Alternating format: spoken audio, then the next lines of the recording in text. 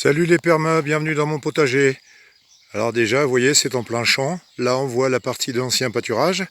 Et il y a ma petite tondeuse sélective, enfin petite, 300 kg, qui m'attend. Mais là, ma ponette, tu vas pas bouger parce que je peux pas t'emmener. Alors, j'ai un petit cheminement le long d'une haie que j'ai fait le long de la route pour éviter de prendre toute la pollution, les saloperies et tout, que les tracteurs balancent au passage, etc.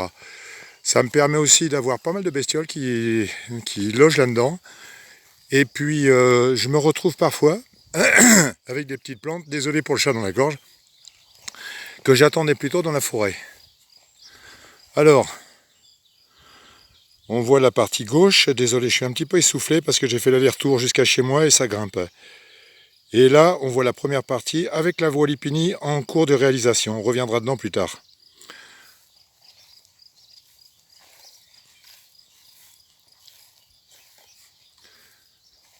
Là, c'est l'entrée, on va dire, cachée du potager, avec à gauche la petite remorque de flotte qui vient du puits un peu plus haut.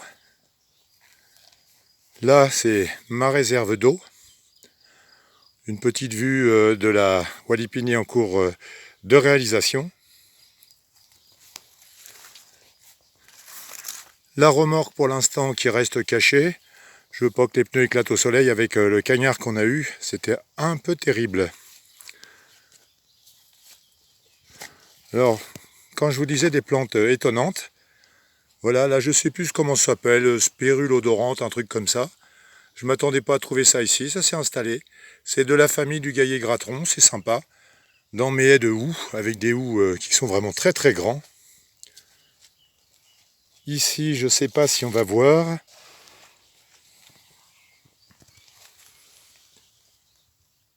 Non, ça a disparu là-dessous, là, c'est un peu dommage.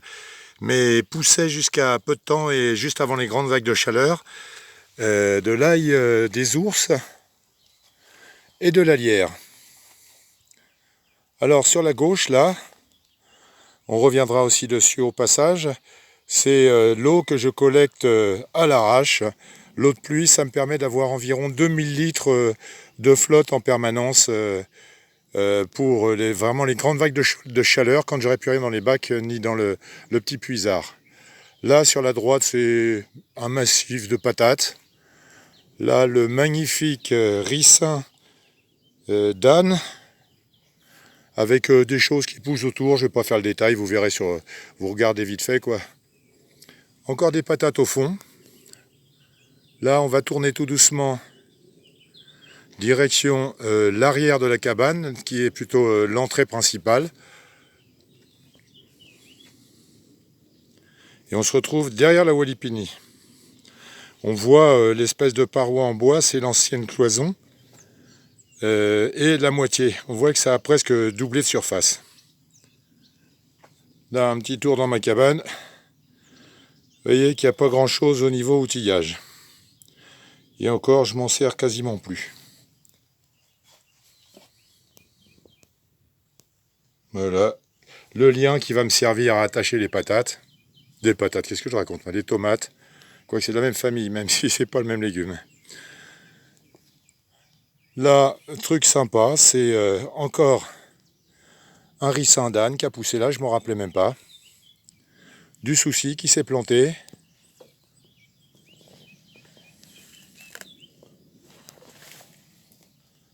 Un rosier, il faudra d'ailleurs que je prenne des cours de taille parce que j'ai aucune idée de comment ça se met en forme. Ici, un petit pied de consoude qui s'est planté spontanément. Je pense que c'est les oiseaux qui disséminent un petit peu tout ça parce que là, j'ai du tournesol qui pousse juste à côté d'un vieux pied de chou rave qui fait une cabane à bestioles. Je ne sais pas ce qu'il y a dedans, des rats peut-être. C'est pas grave. Pour l'instant, ça ne me fait pas trop de dégâts. Là, ici, c'est une des premières Walipini.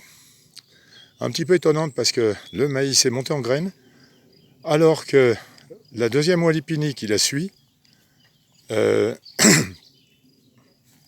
maïs n'est pas monté en graines, mais lui, il se triple au pied. Ça, je ne sais pas pourquoi. Tchernobyl est passé par là, peut-être, j'en sais rien. Alors derrière, on voit dans le fouillis végétal le bac qui m'a servi à préparer les premières salades cet hiver. Et puis tout ce qui est pied d'oignon et tout dans une butte, un peu dans un crassier, mais c'est plein de fleurs. Alors comme j'ai pas de fleurs au jardin, je laisse pousser, tant pis. Là ici c'est la grosse banquette qui est en train de se créer de topinambour. On laisse, ça risque pas trop d'envahir le jardin parce que c'est légèrement en contrebas et puis c'est bloqué par des troncs, des pierres, etc.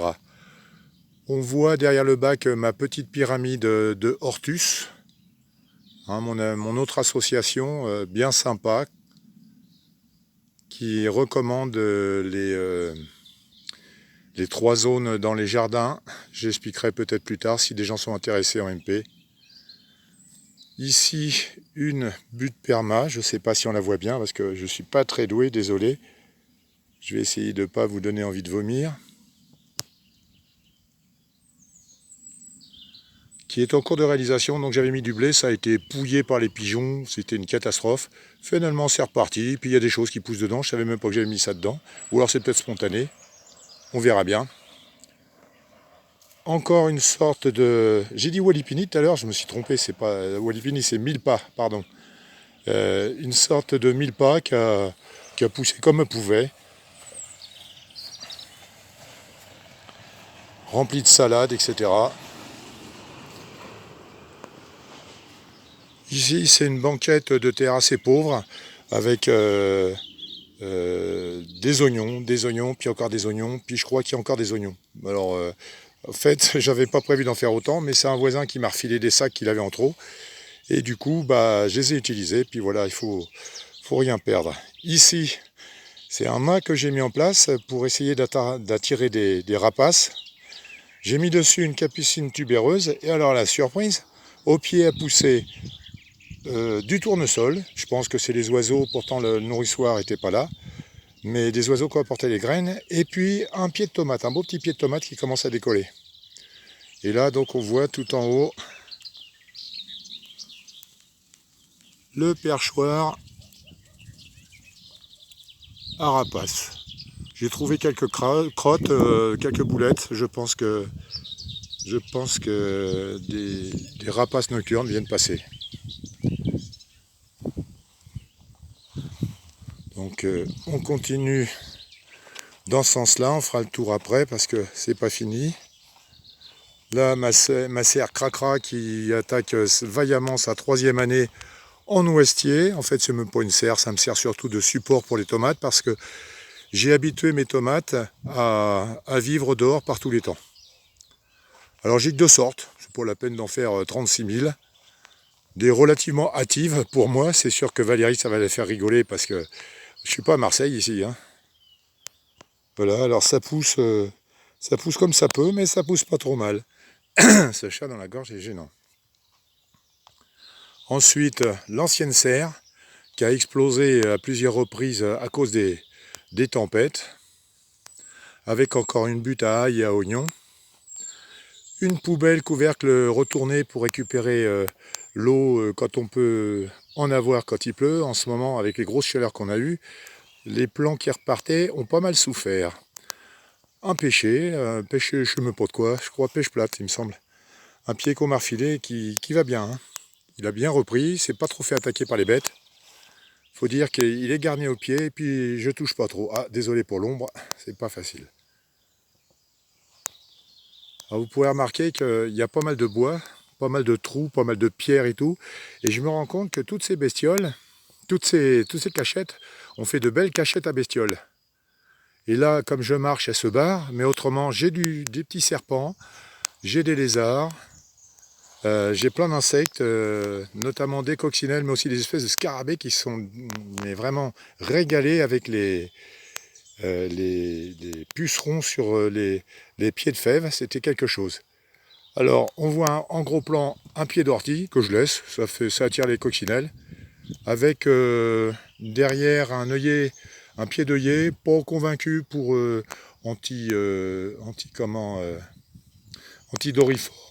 antidorifort, mais bon. Alors là, on voit le petit muret que j'ai fait tout du long du jardin, et je me suis attaché à à y coller, à y joindre la spirale aromatique que l'on voit derrière. Je reviendrai après dessus. Donc on repart. Oui, c'est vrai que je vous montre l'intérieur de la serre, mais j'ai juste quelques pieds de tomates. Alors, tout à l'heure, dans la serre en bois, c'était de la marmande. Ça, c'est de la cœur de bœuf. On verra bien ce qu'elle donnera. D'ailleurs, la cœur de bœuf, on en a un petit peu dans tous les bacs là, qui suivent en pierre. Alors, ces bacs de pierre, il est évident que je ne les ai pas charriés, je ne les ai pas amenés à la brouette.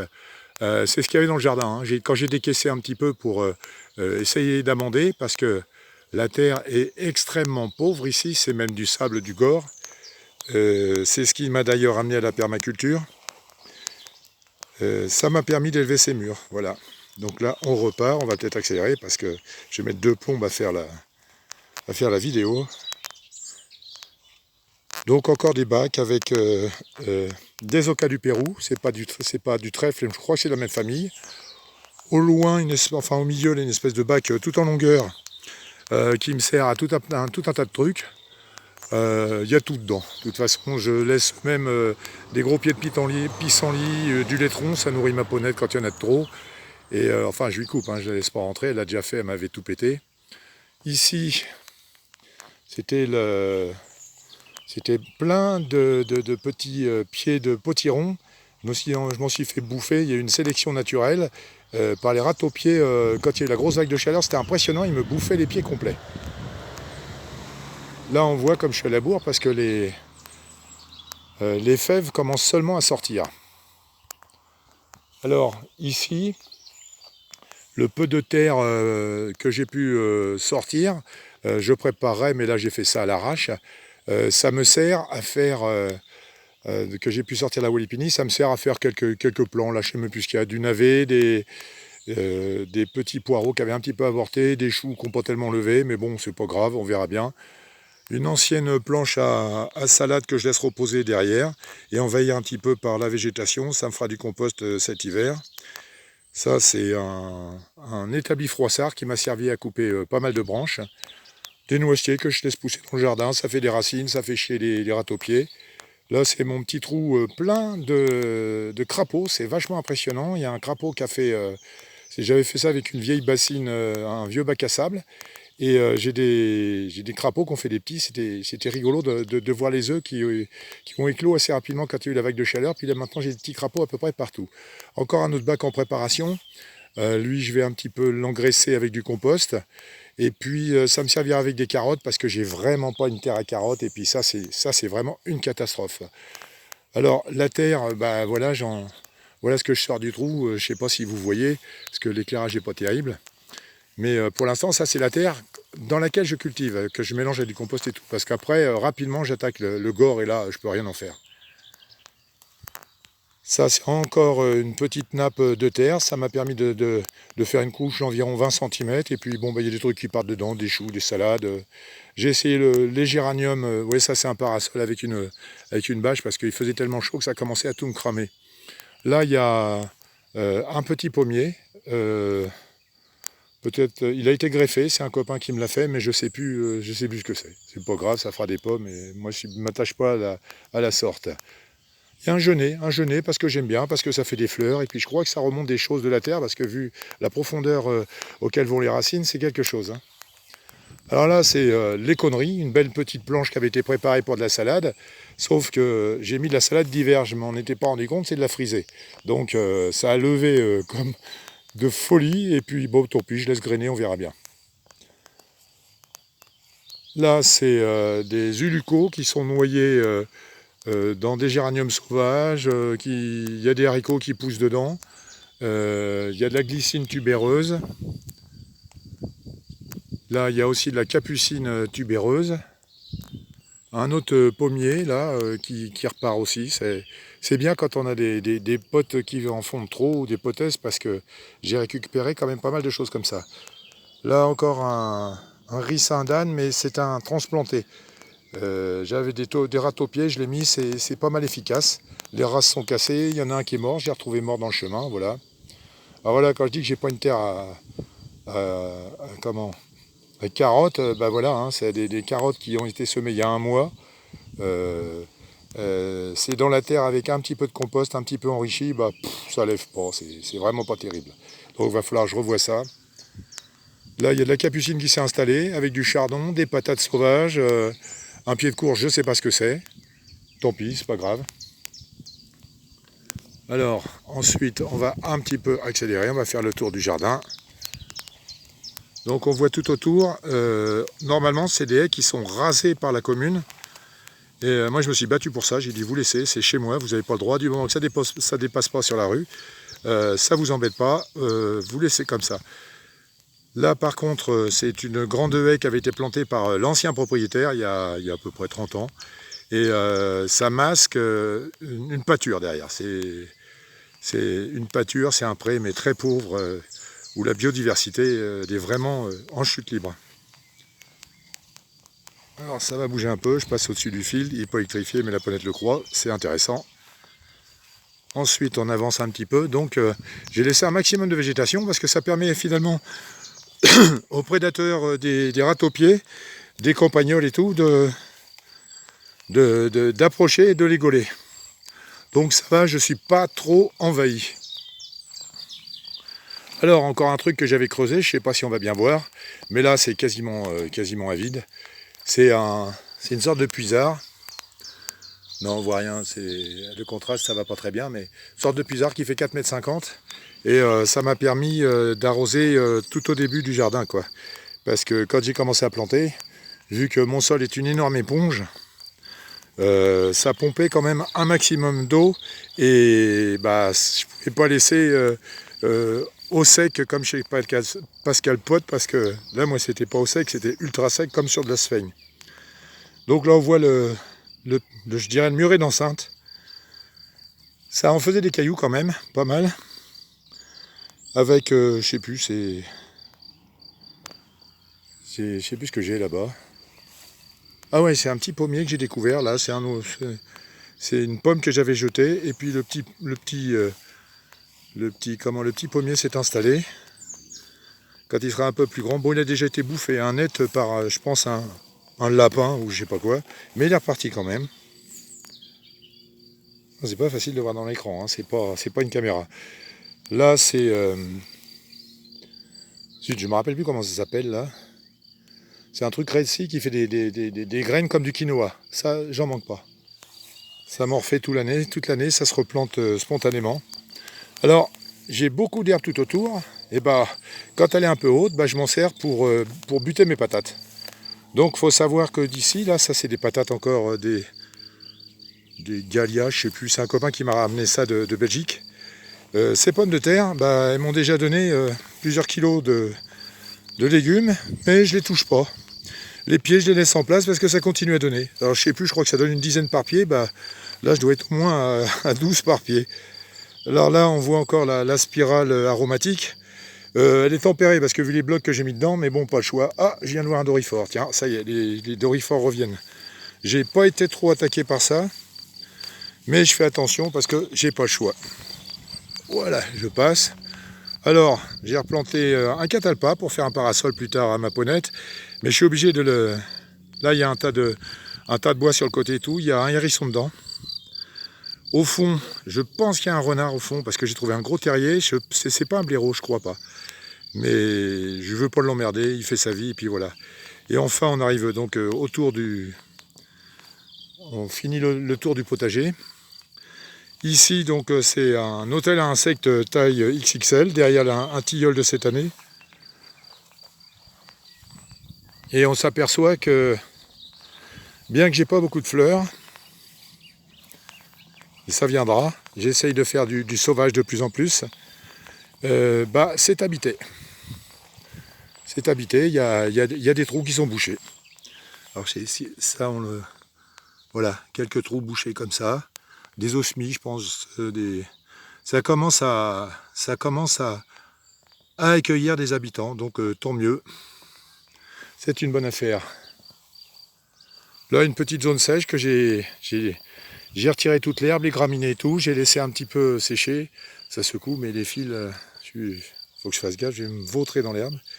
Et là, j'essaye de faire des fleurs des champs, mais enfin, semé il y a un mois, ça lève pas terrible. Faut dire que dès que ça a commencé à lever, tout a cramé. Voilà, et on arrive donc autour du jardin potager, dit jardin punk, Hortus Punk, et largement inspiré par Éric Lenoir. Tiens, et la ponette qui est en train de se gratter sur les planches sur le côté. Voilà, bah à bientôt les permapotes quand ça aura poussé un peu plus.